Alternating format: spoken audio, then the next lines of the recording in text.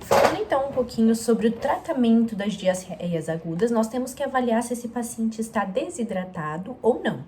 Se esse paciente está desidratado, a gente vai observar algumas características. Ele está com o olho fundo, ele está irritadiço, ele está com muita sede e esse paciente, a prega, na hora de você pegar aqui, ela volta lentamente e o tempo de enchimento capilar, ele acaba sendo entre 3 a 5 minutos. 3 a 5 segundos. Além disso, ele perde cerca de 3 a 9% do seu peso.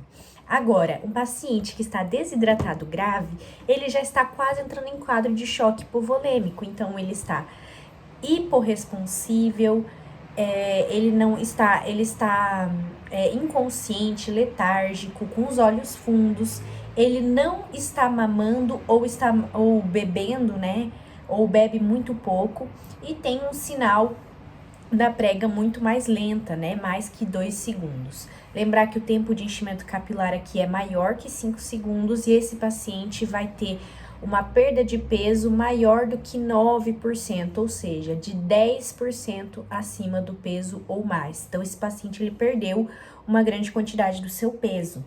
Esses pacientes, eles são classificados de diferentes formas. O paciente sem sinal de desidratação é um paciente que vai receber o plano A. O paciente com desidratação, ele recebe o plano B. E o paciente com desidratação grave, o plano C. Vamos falar um pouquinho das formas de tratamento para a gente entender depois as condutas em cada um dos planos. Então, a gente pode ter as tentativas de hidratar aquele paciente de diferentes maneiras. Em solução por vias orais ou por via endovenosa. Na via oral, a gente tem a forma de prevenir que esse paciente entre em um quadro de desidratação. Então, se a gente vê que o paciente está vomitando muito, está com um quadro diarreico, mas ainda não está desidratado, a gente pode recomendar o soro caseiro. O soro caseiro, então, para uma pitada de sal, um punhado de açúcar. Mas o certo seria já dar o que nós vamos falar agora, que seria, então, o soro de reidratação oral. O soro de reidratação oral, ele é mais administrado para os pacientes que estão desidratados. Esses pacientes, então, eles podem receber 2 tipos de solução. A solução padrão, com 90 miliosmóis, e a solução solução de osmolaridade reduzida. Se eu não me engano, é 70 miliosmóis. Bem, qual que é a diferença dessas duas soluções? A solução padrão, ela é um pouquinho mais concentrada. E a solução com osmolaridade mais reduzida, ela tem menos sódio e menos glicose. Ela é considerada um pouco melhor e, principalmente, ela é melhor para aquelas crianças que são menores ou que estão diante de um quadro de diarreia viral. Mas, o que a gente tem que entender é, para prevenir que o paciente entre em desidratação, soro caseiro. Agora, se o paciente está desidratado, a gente vai oferecer esse soro de reidratação oral. No copinho, em ambiente médico, né? Ambiente hospitalar. O paciente, ele toma naquele local, ele não leva para casa. E se esse paciente estiver já desidratado grave, a gente vai então dar o soro, né, endovenoso, geralmente ou o soro fisiológico ou ringer lactato. Aqui a gente vai preferir dar o soro fisiológico 0,9%, porque aqui a gente tá numa fase de expansão, tá? Então, basicamente a gente vai fazer essas duas medidas. O plano A, então, é o plano onde a gente tem um paciente que tem uma propensão a desidratar. Ele tá com quadro diarreico agudo, mas ele ainda não apresenta sinais de desidratação. Esse paciente, a gente vai evitar com que ele desidrate. Então, o que nós vamos fazer? A cada episódio de vômitos, diarreias, a gente vai oferecer líquidos, tá? Que possam, então, oferecer líquidos para essa criança antes, tá? Durante o dia ou após a cada evacuação. Lembrar que crianças com menos de 1 ano, a gente vai oferecer de 50 a 100 ml por quilo de líquido. Já crianças com mais de 1 ano, a gente oferece cerca de 100 a 200 ml de líquido, de ml por quilo. Então, a gente faz esse cálculo e vê quanto que a gente oferece de água para aquela criança. Pode ser administrado aqui água de coco e tudo mais, mas o ideal é hidratar.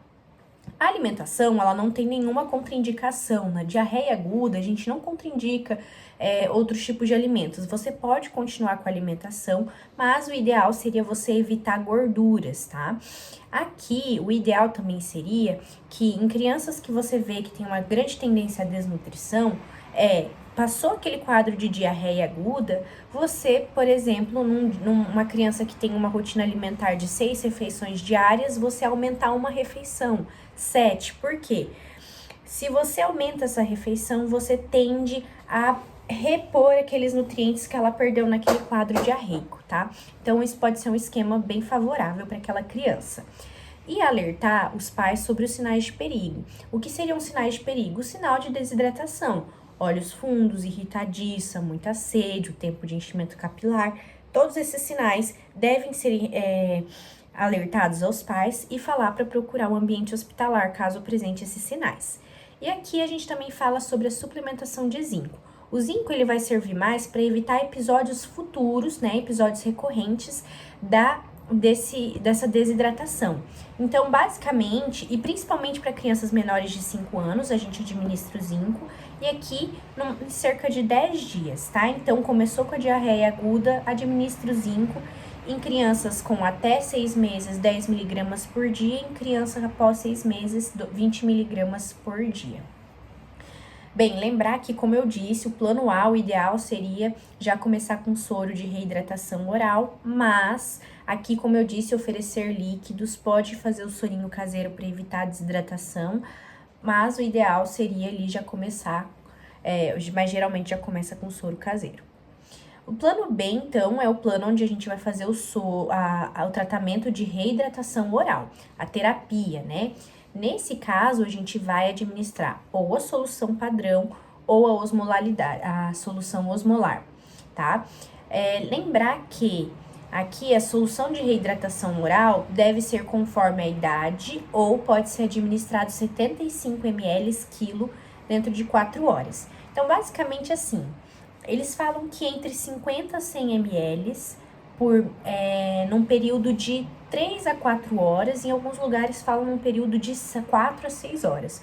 O ideal é administrar esse valor de 50 a 100 ml a cada, por exemplo, 4 horas, tá?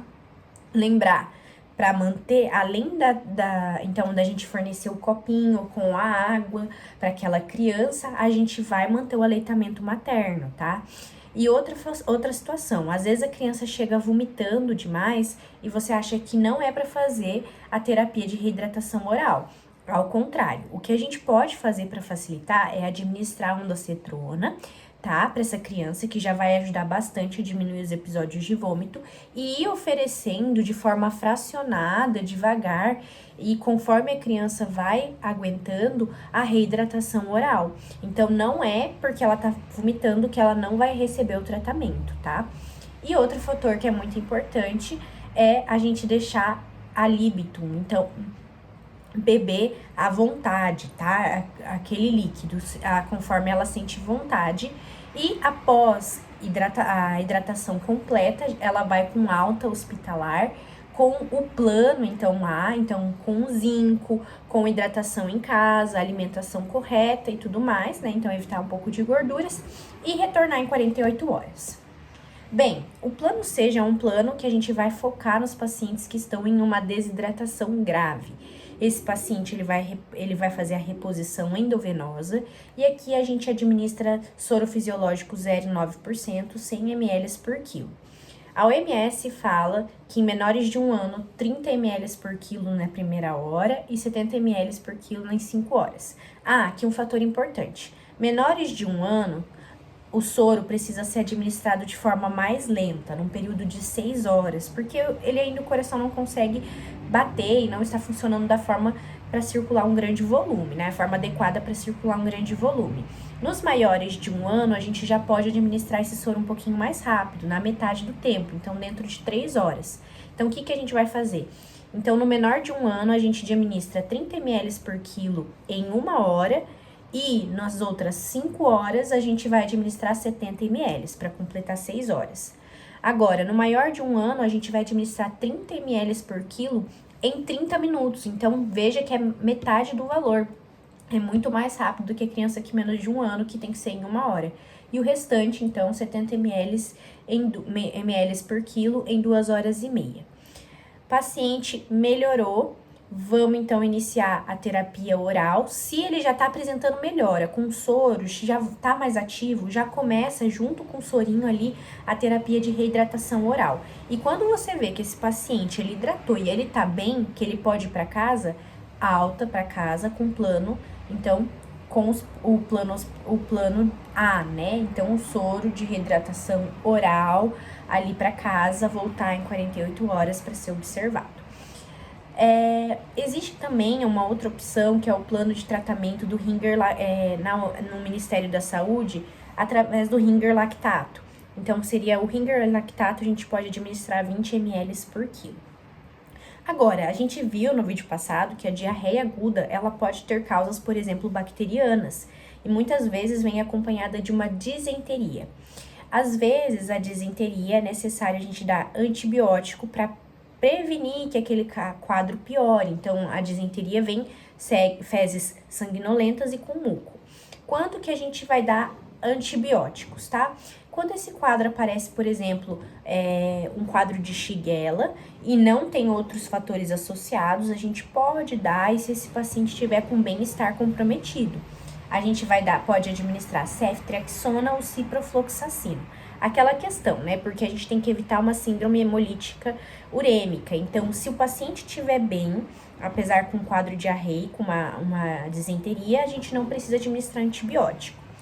Os antieméticos, eles não são indicados nesses casos. Por quê? O paciente pode estar vomitando, mas se ele tá, por exemplo, num plano C, que ele tá muito desidratado, e você dá um antiemético que induz o sono, vai ser pior pra gente fazer também a reidratação oral. Então, o ideal seria juntar a reidratação oral junto com o soro.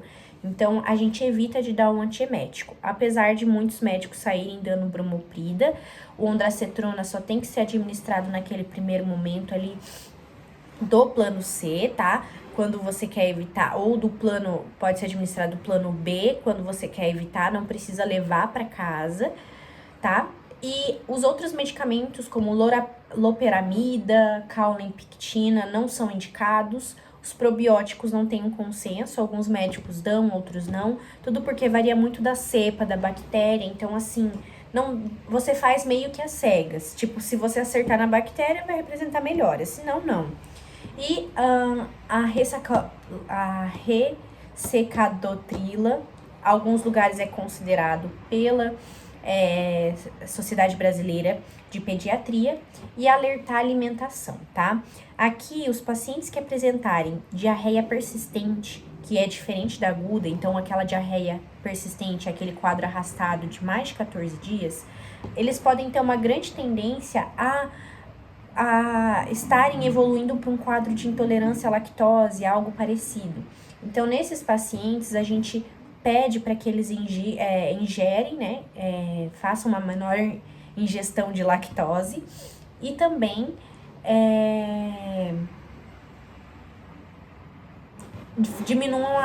diminuam ali o quadro de ingestão de lactose. Basicamente seria isso.